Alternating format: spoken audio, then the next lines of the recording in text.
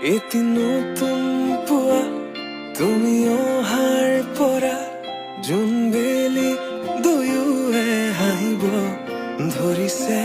পোহৰ আহিছে বুলি খোলো মই খিৰিকী, বেলি নহয় চুনেয়া তোমাৰ আগমনি।